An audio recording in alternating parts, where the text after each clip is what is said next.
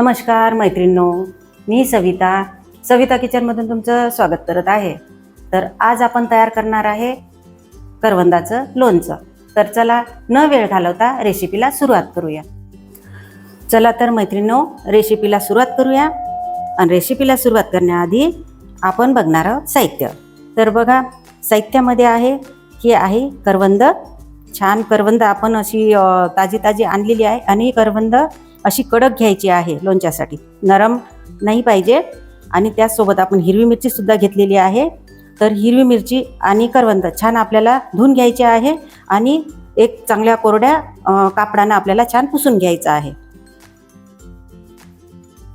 आता लोणचं म्हटलं की आपल्याला त्यासाठी मसाला लागणारच आहे। तर आता आपण लोणच्याला लागणारा मसाला बघूया। तर इकडे बघा, आपण 4 चमचे ही डाळवा घेतलेला आहे, मोहरी डाळवा। 1 चमचा जिरं, ही काळी मोहरी आहे लहान, 2 चमचे घेतलेली आहे। मेथी 1 चमचा, 2 चमचे हळद, 1 चमचा लाल तिखट आणि 2 चमचे मीठ। तर बघा मैत्रिणींनो, हे जे आपण साहित्य घेतलेलं आहे, सर्वात आधी आपण काय करू, या सर्व साहित्याला छान भाजून घेऊ आणि मिक्सरमधून बारीक करून घेऊ। हे आपल्याला सर्व साहित्य भाजायचे आहे। चला तर भाजून घेऊया।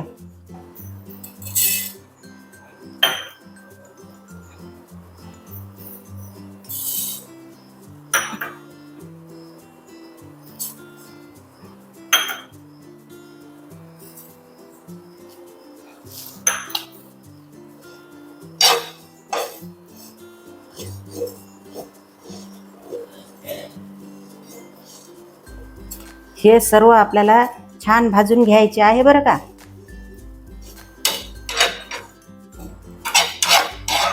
तर हे बघा, किती मस्त छान आपण सर्व मसाला भाजून घेतलेला आहे आणि छान सुवास सुद्धा येतो या मसाल्याचा। आता छान भाजलेला आहे, आता आपण काढून घेऊया आणि गार करायला ठेवूया। हे थंड झाल्याशिवाय आपल्याला मिक्सरमधून बारीक नाही करायचं आहे। पूर्ण मसाला थंड झाला की मग आपल्याला हे मिक्सरमधून बारीक करून घ्यायचं आहे। तर हे बघा मैत्रिणींनो, आता काय करायचं आहे आपल्याला, आपला मसाला थंड होईपर्यंत या करवंदाला आपण कट करून घेऊया, करवंद आणि हिरवी मिरची।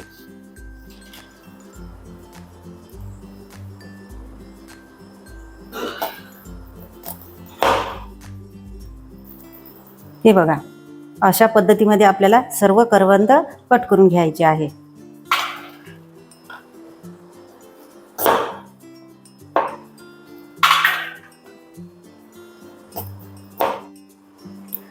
तर हे बघा मैत्रिणींनो, आपण करवंद आणि हिरवी मिरची ह्या पद्धतीमध्ये आपण कट करून घेतलेली आहे।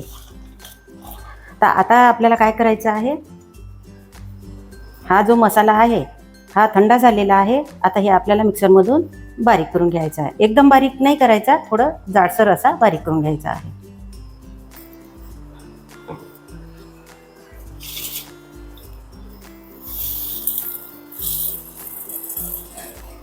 आता यामध्ये आपल्याला 1 चमचा साखर सोडायची आहे आणि हे सर्व मिक्सरमधून आपल्याला बारीक करून घ्यायचं आहे। तर हे बघा मैत्रिणींनो, आपण छान अशा पद्धतीमध्ये मसाला तयार केलेला आहे आणि मी ह्यामध्ये 1 चमचा साखर सोडलेली आहे। तुम्हाला जर यामध्ये गुळाचा वापर करायचा असेल तर तुम्ही गुळाचा सुद्धा वापर करू शकता। करवंद फार आंबट असतात। तर तुम्हाला सांगायचं आहे की तुम्हाला जर करवंदाचं लोणचं खायचं असेल तर हा व्हिडिओ तुम्हाला नक्की शेवटपर्यंत बघावा लागेल। तर ही रेसिपी तुम्ही शेवटपर्यंत बघा, व्हिडिओ शेवटपर्यंत बघा आणि तुमच्या घरी तुम्ही असंच लोणचं तयार करून खाऊ शकता।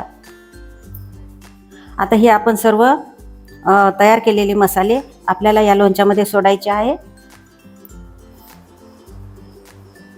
मीठ, तिखट आणि हे बाकीचे सर्व साहित्य।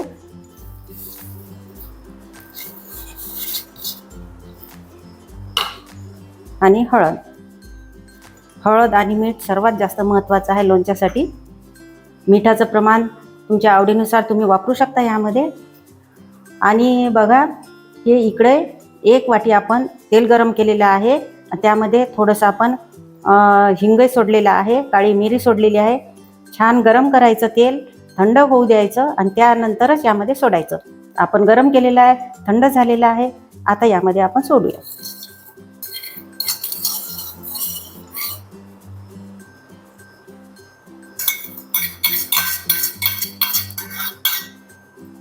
आता सर्वात महत्त्वाचं तुम्हाला सांगायचं आहे की मी साहित्य या चमच्याने घेतलेले आहे, जे तुम्हाला सांगितले ते, आणि 1 वाटी तेल मी ह्या वाटीने घेतलेलं आहे.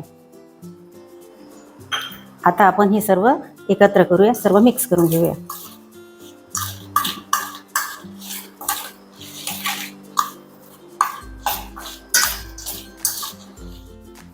तर हे बघा, असं छान सर्व मिक्स करून घ्यायचं.